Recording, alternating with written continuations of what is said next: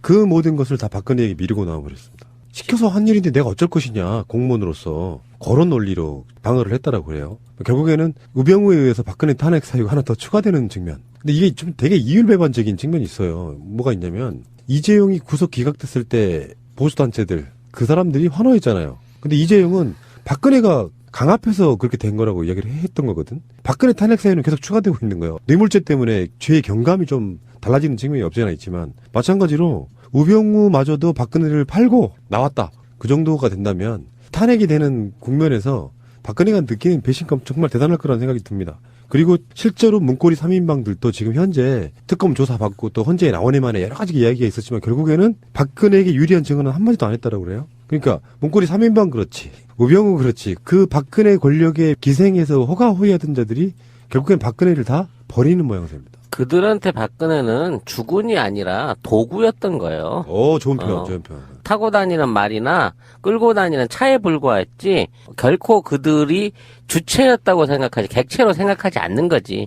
따라서 박근혜는 이제 이용 가치가 끝나고 자기들의 죄를 대신 이제 옥바라지 해줄 욕바지가 돼버린 상황이 된 거예요. 근데 우병우의 지금 이 태도는 최고 책임자로서 가질 수 있는 게 검찰의 어떤 권력을 쥐고 있는 검찰 조직의 최고 책임자로서 할 수 있는 최악의 선택이고 국민들 입장에서는 어찌 보면 이게 또 하나의 기회일 수 있을 거라고 봐요. 왜냐하면 우병우를 쳐내고 우병우가 안고 가겠다라는 자세로 지금에 있는 사태를 뒤집어 안아버렸으면 최소한 우병우한테서 끝나고 우병우에 반개돼 있는 조직들은 살아남을 수 있는 마지막 그 도생의 길을 찾을 수 있는 길이 있었을지 모르는데 우병우하고 연관된 사람 지금까지 아무도 법적 처벌을 받은 사람이 없어요.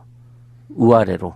다 그 우병우가 시켜서 했든 우병우한테 일을 지시를 했든 그만큼 우병우의 권력이 확실하다는 것만큼은 인정을 해. 하지만 이런 식으로 마지막까지 자기들 조직에 또는 자기들끼리 살아남겠다고 이런 식의 그 조직 운영을 하게 되면 어차피 정권은 바뀌잖아요. 바뀐 정권 안에서 검찰 개혁이 그만큼 혹독해지고 그 조직들에 연관돼 있던 애들이 훨씬 가혹하게 뒤에 이 책임을 져야 될 것이라는 면에서는 이거는 우병우 개인한테는 좋은 일이었을지 모르지만 우병우에 소속된 조직들한테는 더욱더 위기 상황이 드러나게 된 거 아니냐라는 생각을 반대로 하고 있습니다. 저는. 예, 어쨌든 뭐 그런 측면도 있습니다만은 우리가 잊었으니까 우병우 혐의가 장난이 아니에요. 그러니까 고위 공무원 인사 개입 및 민간인 사찰이 있었고요. 최순실 등 대통령 측근 비리 묵인 방조가 있었고요. 이석수 특별감찰관 감찰방해가 있었고 개인 비리가 몇 개 있고요. 여러 가지 한 6가지 정도가 있습니다. 그런데 가장 중요한 건 뭐냐면 최순실이 어디에서 정보를 얻어서 인사에 개입했냐는 겁니다. 그것이 바로 우병우가 사찰과 국정원 자기 2차장 라인을 통해서 정보를 수집하고 그 수집을 대통령한테 줬든 최순실한테 줬든 이게 문제가 되는 겁니다. 그러니까 이게 바로 직권남용인 거예요. 그리고 이것은 바로 우병우 개인의 문제가 아니고요. 최순실이가 국정을 농단하는데 손발이 누구였냐가 중요하거든요. 그게 우병우라고 보는 거 아닙니까? 국회에서는. 소추위원단도 그렇게 보는 것이고 그다음에 특검도 그렇게 보고 있는 겁니다. 그 많은 정보를 최순실이 어떻게 얻었겠느냐. 이거거든요. 이게 바로 민정수석실에서 나오지 않으면 불가능한 자료들을 최순실이 갖고 있었다는 거 아닙니까? 그러면 최순실은 이거를 박근혜로 받았느냐? 이게 지금 나 모른다는 거 아닙니까? 그러면 이게 아니라면 그러면 최순실이 너는 우병우한테 받았네. 그러면 우병우가 지금 얘기해야 될 건 그 정보를 너는 최순실한테 줬니? 박근혜한테 줬니? 이렇게 물어본 겁니다. 특검이. 그러면 우병우는 답을 해야 돼. 난 모른다. 이렇게 했거든요. 그리고 나는 최순실을 모르고 나는 그 정보를 줬다 해도 박근혜한테 줬고 박근혜는 최순실한테 줬는지 안 줬는지 난 모르겠다. 이렇게 되는 거 아닙니까? 이래야 박근혜 범죄가 성립이 되는 거예요. 그래서 우병우가 얼마나 중요하냐면 이렇게 중요한 자를 왜 특검이 수사를 뒤로 밀었냐. 이게 지금 관건입니다. 왜 뒤로 밀었겠습니까? 바로 거기에 특검 내부에 논쟁이 있었다는 겁니다. 우병우 수사와 관련해서. 그래서 잡음이 나오기 시작했다는 거죠. 그런데 일부 특검의 현직에 있는 검찰들이 우병우 수사를 꺼렸다는 거예요. 꺼렸다는 이유를 들여다보니 5일 후에 나 돌아갈 텐데 이게 있었다라는 거예요. 특검에서 이제 검찰 조직으로 돌아갔을 때 여전히 그렇죠. 우병우 라인이 살아있기 때문에 잘못하면은 내가 보복을 당할 수가 있겠구나. 바로 그 점입니다. 이것 때문에 특검 내부의 지도부와 현직 검사들 간의 갈등론이 지금 얘기가 나오고 있는 거고 첫 번째. 그리고 지금 아까 찌라시님이 핵심적인 얘기를 했는데 어떤 거냐면 지금 우병우 사단이 축출되지 않았어요. 국정원 2차장도 그대로 있고요. 각종 검찰들의 주요 인사, 검사장급들 주요 인사의 우병우 라인들이 축출되지 않았어요. 교체지도 않았어요. 국세청에도 그대로 있어요. 아무도 다친 사람이 없다니까 그 라인에. 그러니까 지금 내가 평검사나 특검 검사 입장에서 나 오히려 돌아갈 텐데 이렇게 해서 뒤로 미루다가 반기해버린 겁니다. 우병우 수사를. 그러다 보니까 그 기소 내용을 보니까 형편이 없었던 거예요. 국정농단 사건 재판부에 제출도 안 했습니다. 개인 비리 몇 개 2개로 올렸어요. 그러고 나서 우리가 우효고 제가 지금 불러드린 직권남용 문제 이런 등등은 구속영장에 청구하지도 않아 버렸답니다. 이런 문제점이 있어서 우병우가 굉장히 지금 그 구치소에서 나올 때 표정 보셨어요? 비웃는 거?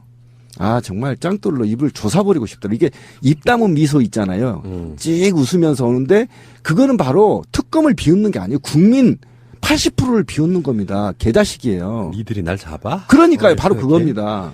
근데 우병우는 조사할 때 그런 이야기 했다고 그래요.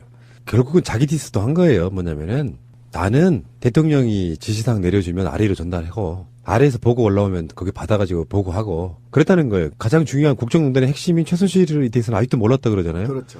근데 자기 스스로가 무능함의 극치를 보여준 거예요. 그 논리라 그러면. 그렇죠. 아니 지금 나오고 있는 보도만으로도 사상 초유의 이런 사건인데 그걸 모르고 있었다는 게 법이라는 게 있기 때문에 그런 거지. 만약에 진짜로 몰라갖고 그랬다 그러면 얘는 사형감이야. 나라를 이렇게 만들어 놓고 결국에는 박근혜 대통령이 지시해서 한 거지 내가 주도한 건 하나도 없다고 이야기를 했는데 보도는 어떻게 나오고 있었냐면 그 똑같은 날 개헌 박근혜가 국회에 와서 개헌 투척하잖아요. 그렇죠. 7시간 만인가 뒤집힌 거. 네, 네. 그것도 우병우 작품이라는 거예요. 그렇죠. 사실관계 몇몇 개 가지고도 우병우는 계속 거짓말을 하고 있다는 걸 알 수가 있잖아요. 자기는 최순실을 몰랐다. 근데 그때만 해도 근데 너의 처가와 최순실은 매우 밀접한 연관이 있지 않았냐? 라고 해도 그렇지. 그건 처가의 문제지 나랑은 관계가 없고 나는 그냥 최순실을 몰랐다. 라고 얘기했는데 지금 밝혀진 바에 의하면 우병우와 최순실이 골프를 치면서 처음에 만났다는 거잖아요. 근데 그런 거에 대해서는 애초 다 위증인 것이고. 우병우 장모? 아니. 직접, 우병우와 최순실이. 직접 같이 쳤다는 진짜? 거야. 프로골퍼가 같이 동반 라운딩을 해주면서, 해줬대. 최근에 나온 정보예요? 그게 특검이 그렇구나. 밝혀낸 바예요. 그런 등등 이 사람의 몇 가지 사실관계만 확인을 해도 이미 특검이 굉장히 이 사람의 거짓말을 많이 밝혀냈다고요. 그런데도 거기에 대해서 지금 법원이 이 구속영장을 기각을 시켜버린 거는 사실 나는 이 문제는 특검 문제가 아니라 법원에게 이 문제를 물어야 될 것 같아요. 그러니까 법원하고 특검을 동시에 물어야 된다는 거예요. 예를 들면 제가 설명을 하나 드릴게요. 증인이 나왔어요. 최순실하고 골프를 쳤다고. 이건 증인이에요. 그럼 물증을 확보해야 재판부에서는 구속영장을 때린단 말이에요. 물증이 없어요. 그러니까 특검 내부에 수사를 안 한 겁니다. 밀어버렸어요, 뒤로. 이게 가장 큰 문제입니다. 그런데 이 특검에서는 구체적인 증언 말고 증거를 확보해야 될 거 아닙니까? 쳤다라고 무슨 뭐 일정을 카피하거나 또는 거기에 CCTV를 확보하거나 그런데 그게 지금 구체적으로 제출하지 않았다는 게 법원의 입장이에요.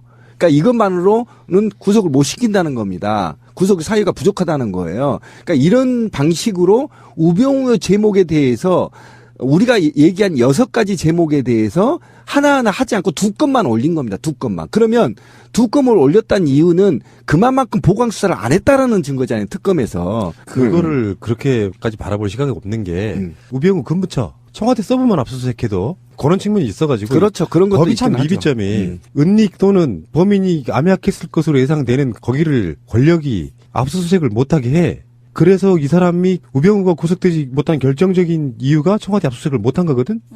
그러면 법원은 범인들이 사실상의 자기들의 보험죄를 인정한 것으로 보고 구속시켜야 된다는 거예요. 근데 그렇지. 그게 없는 거야. 거기 위험한 증거가 있기 때문에 보여줄 수 없어 하고 문을 닫고 있었는데 그 문을 억지로 이거 안 그러니까 음주운전도 그거 있잖아. 끝까지 안 불면 본 걸로 해갖고 적이 돼버린단 말이야. 구속돼버린단 말이야. 그것처럼 끝까지 정당한 조사 요구에 응하지 않았으면 이 부분에 대해서 분명히 법적인 책임을 물어가지고 구속시켜서 나중에라도 조사를 했어야 된다는 거지. 그리고 이제 이게 지금 제가 전자에 얘기한 거는 한간에 떠도는 얘기고요. 두 번째는 어떤 방식으로 이제 분석이 가능하냐면 특검 입장에서는 지금 굉장히 긴급해요. 왜 그러냐면 5일밖에 남지 않았기 때문에 수사가 종결이 돼야 되는 것이고 문제는 공소 유지에 필요한 증거들이 필요하단 말이에요. 그리고 공소 유지를 하기 위한 인력이 필요하단 말이에요. 그래서 오히려 우병우를 특검이 지금 갖고 노는 게 아니냐. 우병우를 슬쩍 구속을 하지 않음으로 인해서 사회적 공분을 일으키고 그리고 정치권의 경각심을 불러일으켜서 특검 연장에 정당성을 확보하는 게 아니냐라는 두 개의 분석이 가능한 겁니다. 그러니까 첫 번째 불화설이나 또는 우병우의 사단이 암약한다는 설 플러스 하나, 두 번째는 오히려 특검이 우병우를 가지고 노는 게 아니냐. 그러니까 우병우를 통해서 특검 수사 기간을 연장할